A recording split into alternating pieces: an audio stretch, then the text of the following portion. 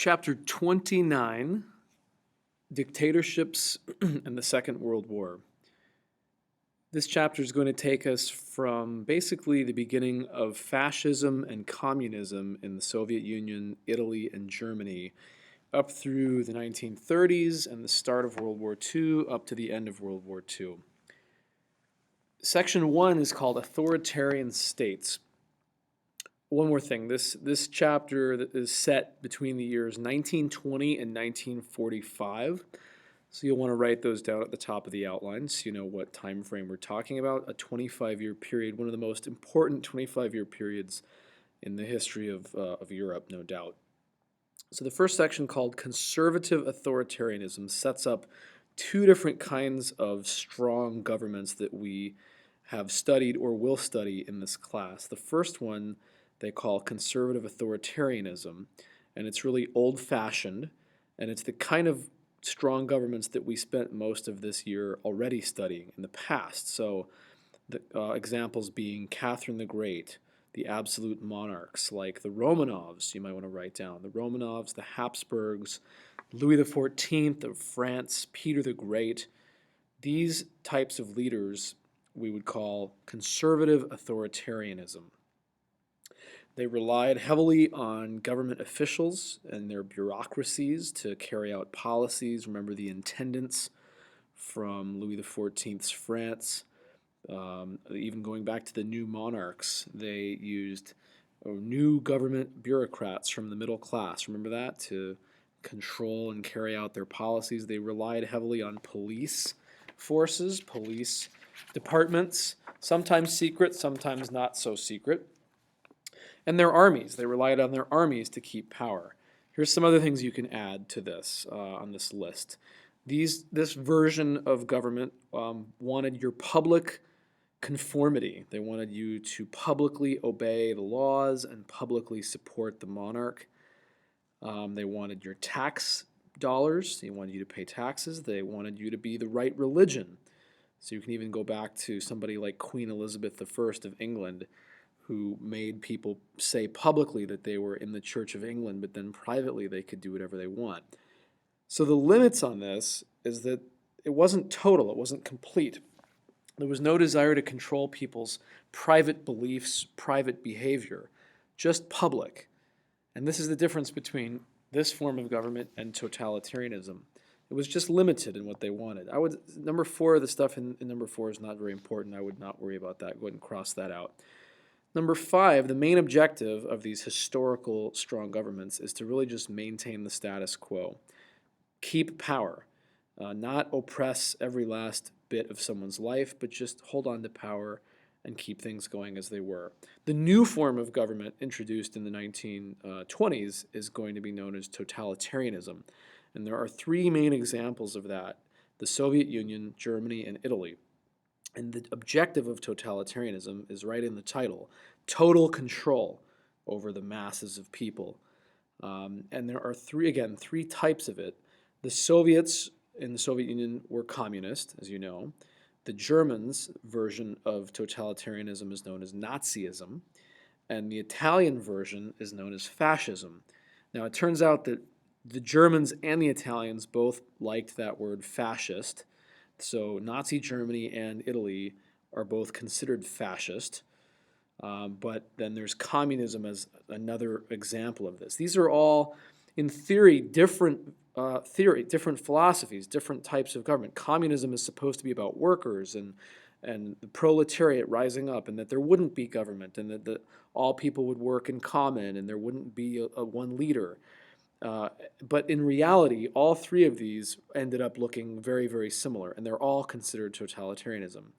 They're known as the feuding brothers. Like, they're all related, but they're fighting among each other. They're a similar ideology, but they nevertheless made each other their sworn enemies.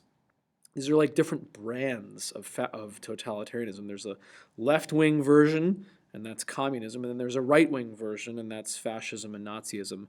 But either way, they kind of look the same. Go ahead and let's flip over to page 2. Some more characteristics of this new version of authoritarian government that's unique to the 20th century. They rejected liberalism in every form. They believed that conflict is inevitable. There's always going to be fighting. They believe that the state is supreme over individual people. Even though communism promised that the workers would rise up to rule and there wouldn't be a government, nevertheless, in practice, that's not how it looked. All three societies, very, very violent. Use of systematic violence to coerce and control the masses. Very dynamic leaders, single leaders in each of these three examples that were always giving speeches and rousing people to action. And then the last common point here would be the idea of a permanent revolution, where in all three societies there was an emphasis on the fight is never over. In communism, there was the idea that the revolution would spread from nation to nation and that we'd have worldwide revolution. This is what Karl Marx said and Lenin. And in Italy and Germany, they always thought that there would be perpetual warfare, and then, of course, they would win. So all three societies shared the same characteristic, that the fight is eternal. There were supposed to, in theory, again, differences between the Soviet Union communism here and the Germans, who are the Nazis. We'll get more into that later. In theory, right, in the Soviet Union, there's not supposed to be any private property. People are supposed to hold everything in common, and from each according to his ability, to each according to his need. Remember that phrase. Also in the Soviet Union, in theory, there was not supposed to be any social classes. The proletariat was supposed to rise up and become the only class, overthrowing the bourgeoisie, the middle class. But in reality, those things don't happen, as you know. And in Germany, though, there was never really any effort to say that there shouldn't be private property. And in Nazi Germany, they had no problem with different social classes. In fact, they emphasized that wealthy landowners and business people, the middle classes in Germany, really ought to be the ones that lead. And most of the support for fascism in Germany comes from wealthy people, landowners, and the middle class. So again, theoretical differences, but not in reality. Now, the term fascism itself is very interesting and very unique, and it comes right from this picture you see on your screen. The word fascism comes from the word fasces, which is this bundle of sticks wrapped around an axe. And this was a symbol of authority from ancient Rome. And this emblem, this symbol, was adopted by Mussolini in the 1920s as sort of a logo of his new political movement, symbolizing power, authority. All the people, the sticks represent people, all the people in society gathered together tightly around one leader who's symbolized by the axe itself. So fascism is a unique political movement in the 1920s and 30s that's noted by extreme expansionist nationalism, anti-socialism, meaning anti-communism. They were the sworn enemy of communism. Support for fascism, as I said a minute ago, primarily came from rich people. Fascism always said that we need a strong, dynamic leader that rules single-handedly, a dictator. They had no problem saying that. They believed in the glorification of war, and everything about it was for the state. The state is supreme. Nationalism and war and a powerful leader. So we'll pause on fascism and pick that up again in the next podcast when we talk about Nazi Germany and Italy. But for now, we're going to go into section 2, which is about communism in the Soviet Union. So the story picks up with Lenin, who led the Russian Revolution in 1917 and then fought that huge civil war between the Red Army, the Bolsheviks, the White Army, the Mensheviks, and Lenin's Red Army came out on top.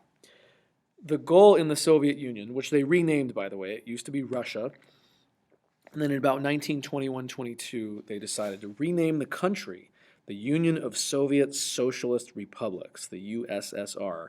And from that point forward until 1991, we call it the Soviet Union. And remember, Soviets are the groups of workers that were in theory supposed to have power, but in reality never did.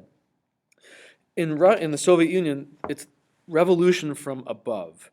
The proletariat, the working class, never really led the Russian Revolution. It was led by Lenin and Trotsky and other middle-class guys that had adopted the views of the workers.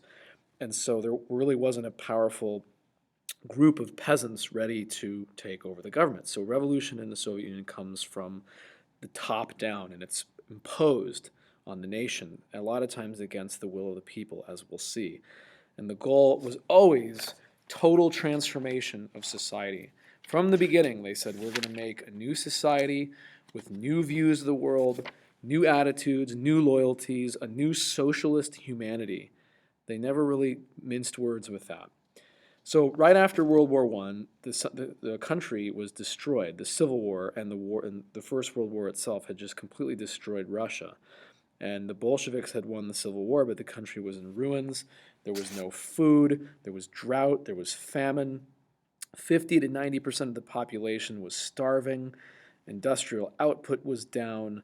It was bad. And amazingly, the solution that Lenin came up with is called the New Economic Policy. And essentially, this is capitalism on a small scale.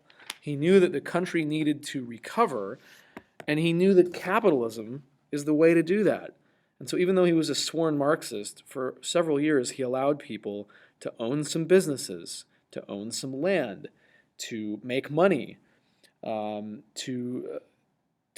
invest in something. All of the things that are part of the theory of capitalism. And it worked. Rapid recovery took place. People started making money. Railroads, banks, all these things got better. Crops were growing on farms. And yet, he always knew this was going to be a short-term thing. So one of the great hypocrisies maybe of communism and Lenin is that they used capitalism to try to stabilize the country in the hopes that then they would replace that with communism at a later date. So it's, again, really unusual stuff.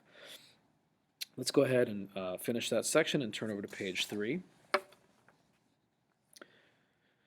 Now, Lenin died much younger than anyone thought he would. He was not an old man. He was only ruled the Soviet Union for 7 years, from 1917 until 1924. And he had a series of strokes, and then he died. And right before he died, there was it was impending that he wasn't going to make it. And he started reaching out to potential successors. And you see here Lenin befriending a very much younger Stalin. And he was very concerned about the future of who's going to lead the nation. He also had Trotsky with him, and we'll see in a minute that's going to not go well for Trotsky. So Lenin actually died in 1924, and here's a picture of him in his last days. And there was an immediate power struggle between Stalin and Trotsky. And Stalin is going to win that power struggle, and Trotsky is going to go into exile and spend the rest of his life essentially in hiding from Stalin because he couldn't get control of the nation. So I'll tell you a story in class actually about Lenin and his death. And just real quick to give you a preview, communist leaders like to preserve the dead bodies of their leaders. And so they decided to build Lenin a magnificent tomb in Red Square in Moscow, which is the center of the city, and here's the tomb itself. And his body is actually in there. And here it is. You can see him, walk around, pay your respects, and I'll tell you a quick story about that when we get to class. So back to Stalin. His real name is Joseph Jugashvili. That doesn't sound very revolutionary. It doesn't sound very easy to say, and he knew it. And so when he was getting into the Communist Party as a young man, he changed his name to be Stalin, which means man of steel. So it's an adopted name. It's not his real name, but it's the name we know him as. Joseph Stalin was a violent young man. He was not a nice boy. He had a long history of being arrested and in trouble. He'd robbed banks at times to raise money for the Bolsheviks. He was just sort of a bad kid. And here's one of his many mug shots when he was arrested at times. And right, just not a guy you would have wanted to know. Now, as he got older, here he is. He's a very unattractive man. He had really bad skin. He had scars all over his face, and he had, of course, the very famous dictator-like mustache. So Stalin is a good organizer of people, but a bad speaker. So Lenin and Trotsky were both pretty good giving speeches and out in front of a crowd. Stalin never quite had that finesse to get in front of a crowd and really win him over. So he was more of a behind-the-scenes plotter, much more dark in his personality, obviously. He gained control of the Communist Party away from Trotsky, and he the leaders of the party at the time picked him over Trotsky. And one of the ways that he got support was he limited the scope of what his plans were. So Lenin and Trotsky had always dreamed, like Karl Marx, of worldwide revolution, where we were going to take this thing and it was going to go from nation to nation, and the whole world was going to become communist. Stalin said, let's build socialism in one country. So let's just focus on the Soviet Union right now and forget about the world, and we'll get to that later. This was very popular at the time because they were still really coming out of the First World War and needed to focus on just what was going at home. Trotsky disagreed. He was still of the belief that the Soviet Union needed to be starting revolutions in other nations and almost like sending out missionary-type revolutionaries to instigate revolutions abroad. Trotsky had to go into hiding. He left the country. He moved to Mexico, and Stalin, about 10 years after he took power, had his secret police find Trotsky and his little beach house in Mexico and assassinate him. It was in 1940, so this guy held a grudge, and he wanted all the old people out, and anyone that was part of Lenin's group had to go. He would win over people that were moderate, and then he would turn against them and purge them, which essentially means kill them. So he was a really devious type man. Keep your enemies close, your friends close, and your enemies closer, and then turn on your enemies and get rid of them and consolidate power for yourself. This was his lifelong strategy. The term for the economic plan in the Soviet Union that Stalin put out, and this is probably the most famous thing he did, is the 5-year plans. These are plans to industrialize the Soviet Union even more. They had already gone through that in the 19th century when we studied chapter 25, I believe, but they were still behind. So there's the theme in Russian history that they're always behind and they're always catching up. And his 5-year plan was to force the country forward, primarily through heavy industry. He really wanted to build factories. He wanted to get making things and selling them and building up the economy. The other part of the 5-year plan, which is even more controversial, was collective farms. So collective farms are where we're going to round up all the peasants, take the land from the peasants, their farmland, and put thousands and thousands of peasants to work on these giant government-run farms, which is, I guess, part of the theory of communism, is that everyone's working together for the betterment of the entire society. So why do we have the 5-year plans? Well, they fit ideologically with the teachings of Karl Marx, and in theory, all the peasants of the world working together to support each other. But there was the real economic need that the Soviet Union was very backwards still, very behind, and not a world leader, and Stalin wanted them to be that. The people did not take to this very well, particularly the collective farm issue. The peasants of Russia, who'd been set free in the 19th century by the Tsar Alexander when serfdom was ended in 1861, had slowly either become owners of little plots of land or they wanted land. And so they're no longer serfs. They're not under serfdom. They're just peasants, but many of them had land, and they didn't want to give it up. And so this issue of collective farms became one that was forced on the people of Russia against their will, and they were considered the cursed problem. Stalin said that. I got to get rid of the peasants because they are resisting my 5-year plans. Turn over to page 4. It was a disaster. The peasants in Russia that owned land or were primarily the wealthier peasants are known as the kulaks, and they were everywhere. They weren't limited to one area in Russia, and they heavily resisted collective farms. Again, these are well-off, better-off peasants who owned a plot of land. They had a little farm, let's say, and they absolutely opposed to having their land taken away. Stalin waged full-on genocide on the kulak class. It was a social class, essentially, and he ordered them to be liquidated.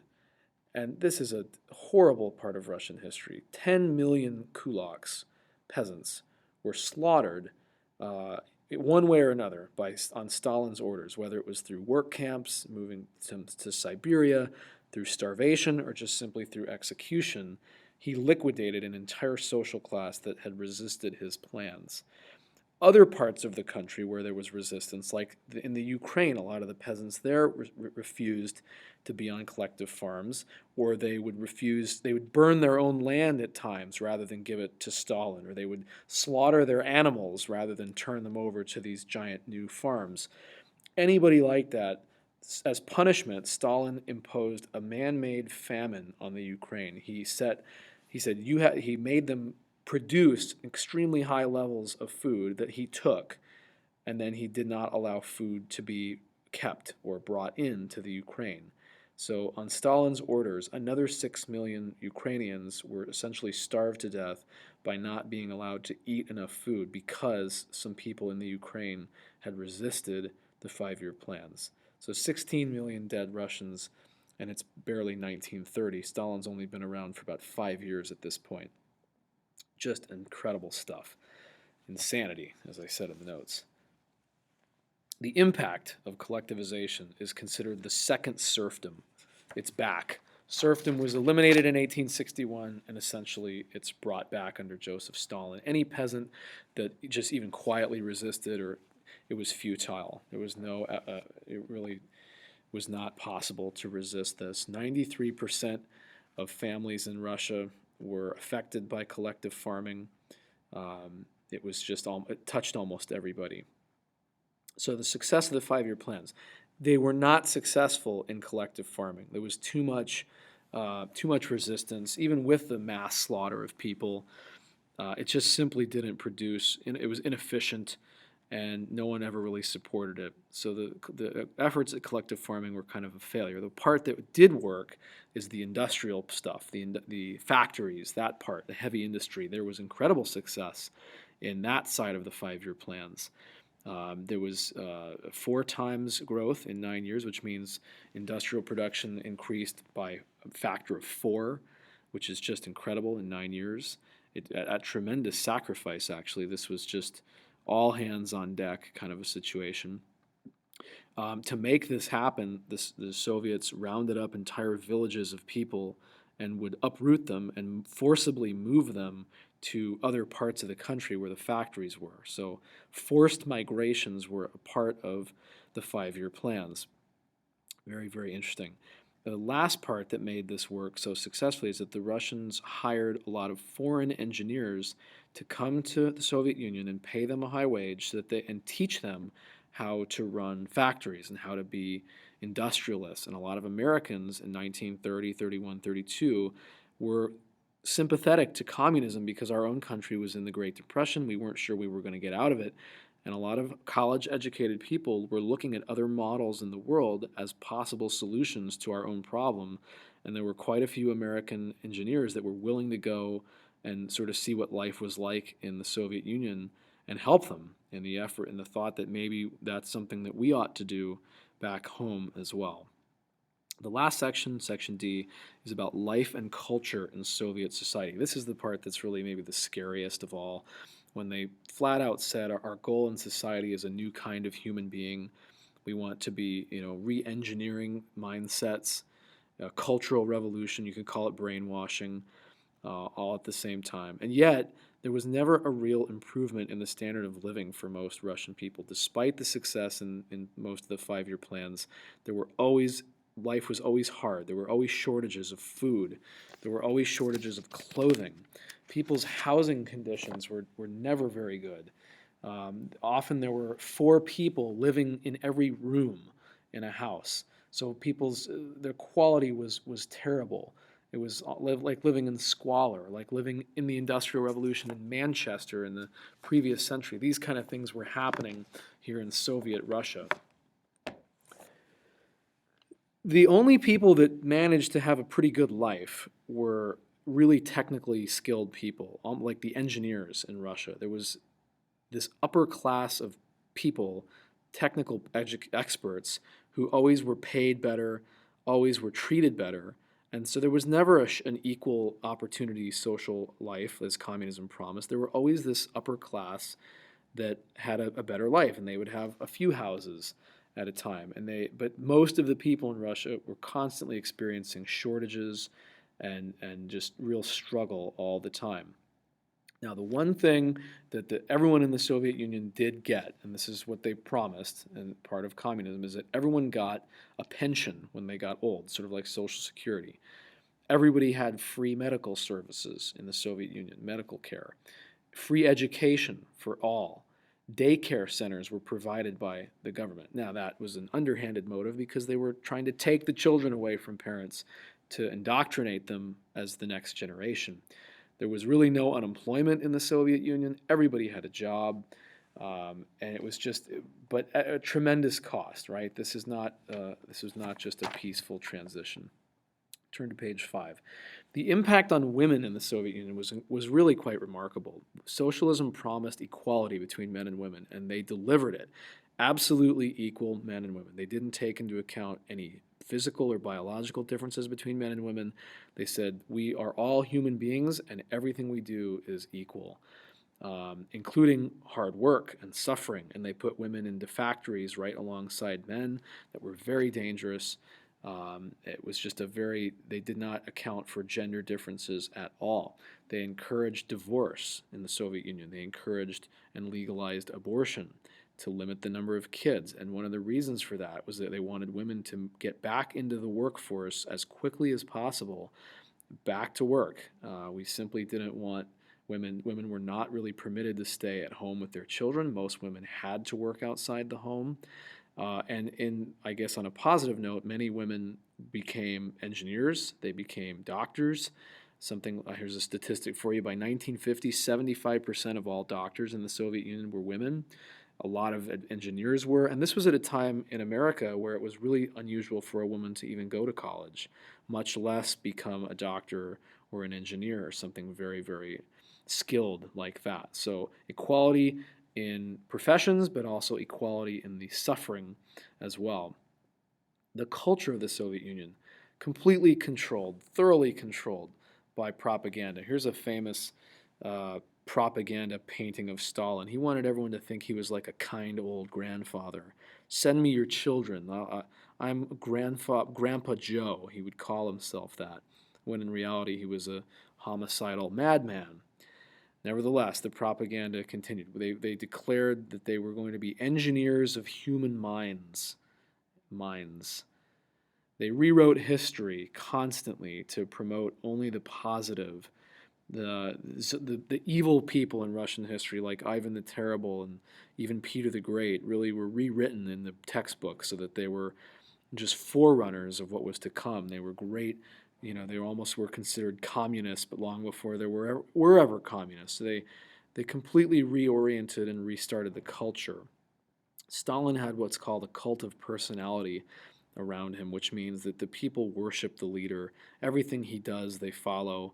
What he says is taken almost like from the mouth of God. They're in fear of him, but they respect him at the same time.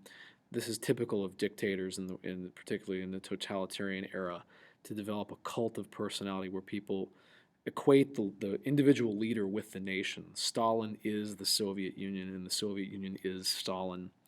The last part on culture is that the communism banned religion, particularly Christianity, and all of the Russian Orthodox churches were converted into museums. And it was illegal to be a practicing Christian or of any religion other than communism. And so for 80 years, religion was driven underground or totally stamped out. Reminds me of the French Revolution, where the revolutionaries led by Robespierre, the Jacobins, tried to do a similar thing, except it was much more unsuccessful. The last section is how did they keep power, essentially? How did Stalin keep power? It was through purges and terror.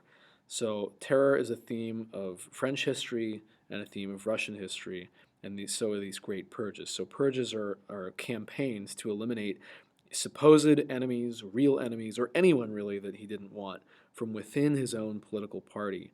A famous story about Stalin's own wife, even his own family wasn't safe. The story goes something like that. His wife criticized him at one point over a dinner party. And later that night she died, and it was a mystery whether she was murdered on his orders or whether she committed suicide. Either way, one evening she complained about something he did publicly, and she was dead that very night. He had a right hand man who he turned against and was murdered. So everybody was at risk: wife, friends, anybody. He had a series of he'd put people on trial called show trials. We call that's a sort of a nickname.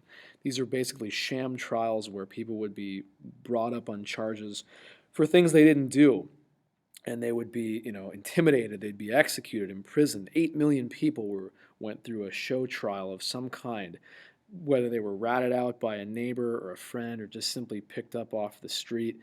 All of these things were to create a culture of fear so that there was no dissent and no disobedience in society, because anyone was at risk of being just taken out of the picture. So over the course of these major purges in 1936 and 37, he eliminated an entire generation of communists that were his age and had been party leaders, and he replaced them with members, younger people, 20, 30 years younger than him, who were then fearfully and famously loyal to him because he was just revered at this point as almost a superhuman type guy. The purges intimidated people. This is the main point. They intimidate people.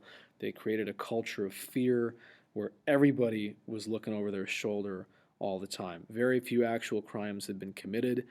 And one thing that we'll learn about Stalin and Hitler is that there were always people willing to work with him. They were, whether it was coerced or by choice, there was always a group of supporters that were willing to work with him to accomplish these heinous acts. We'll stop here for today, and the next time we'll pick the story up with Mussolini in Italy and the Nazis in Germany.